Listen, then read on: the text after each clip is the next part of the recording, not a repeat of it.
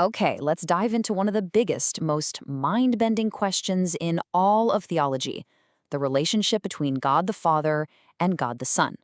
We're asking, in the grand, timeless state of eternity, is there a hierarchy? This isn't just some abstract debate. This gets right to the heart of how we understand the very nature of God. So let's just put the question right out there. In eternity, totally outside of our concept of time, is the Father greater than the Son? Seems like a simple enough question, right? But wow, this has been a source of profound debate for centuries. And the sources we're digging into today, well, they offer a really fascinating path toward an answer. All right, here's our game plan. We'll start with the question itself, and then we're going to look at two really powerful views that seem to completely contradict each other. Then we'll uncover the one key idea that kind of unlocks the whole puzzle, before zooming out to see the incredible cosmic purpose behind it all. So what makes this so tricky? Well, it's because the source material itself seems to present two opposing truths, often in the very same texts. It's a real paradox, and it forces us to go a lot deeper than just a surface-level reading. Okay, first up, let's explore the argument for what you might call an ordered relationship.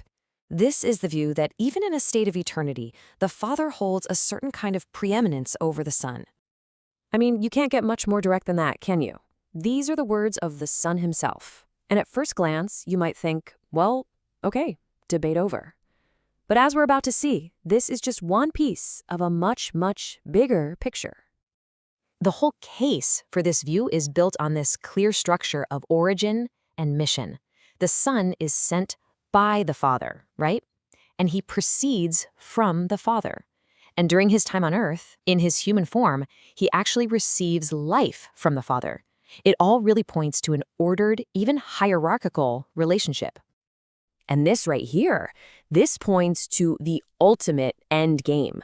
The source tells us that at the very culmination of all things, even the Son will voluntarily place himself under the Father. That final act seems to really cement the Father's ultimate place in the cosmic order. But hold on, that is only half the story. Now we've got to explore the incredibly powerful case for perfect divine equality, and this is where things get really interesting. And there it is, just as direct, just as powerful, and from the Son himself. But it seems to say the exact opposite. He doesn't say we're similar or we're on the same team. He says we are one. That points to a deep, essential unity. So instead of focusing on hierarchy, this view looks at their shared divine nature. The sources say both the Father and the Son are creator, that they both sustain the entire universe. The Son shared the Father's glory before the world was even a thing, and he's called the exact representation of the Father's being. I mean, these are not the descriptions of a lesser being. So this is where we're at.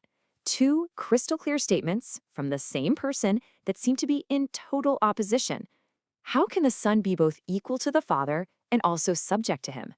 Is this just a flat-out contradiction, or are we missing a key piece of the puzzle? Well, it turns out there is a key.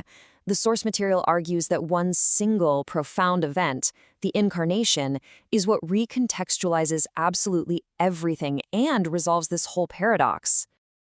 In that key concept has a name, kenosis, which literally means to empty oneself. The whole idea is that the Son, who was eternally God and totally equal with the Father, chose to voluntarily become a creature.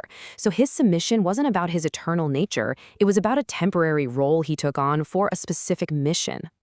This timeline just lays it all out so perfectly. He starts from a position of absolute equality. Then he voluntarily submits to complete a mission. And once that mission is done, he returns to that state of full manifest equality. So you see, the statements about being lesser refer to step 2, his temporary mission, while the statements about equality refer to his eternal state in steps 1 and 4. It's not a contradiction, it's a process. Now, this is another really critical point the source makes. When the Son is called the firstborn of all creation, it's easy to misunderstand that.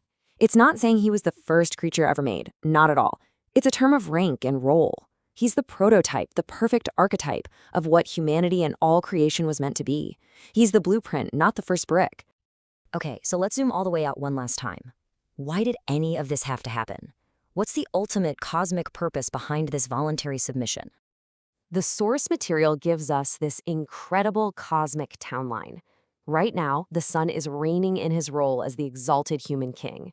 At the very end, when the final enemy, death itself, is destroyed, he will present the now perfected kingdom back to the Father. That act of handing over the kingdom, that's the final step of his mission as a creature. So in the end, it all comes down to the number 2. We have 2 fundamental truths about one single person. You have the Son in his eternal nature as God, perfectly equal to the Father, and you have the Son in his temporary role as an incarnate human, voluntarily submitting to the Father to complete a divine mission. Both are true. And of course, the source gives us this crucial dose of humility. Let's be honest, as finite creatures stuck in time and space, our ability to fully wrap our heads around an eternal, timeless God is, well, it's limited. We can only begin to understand what has been revealed to us within our own context.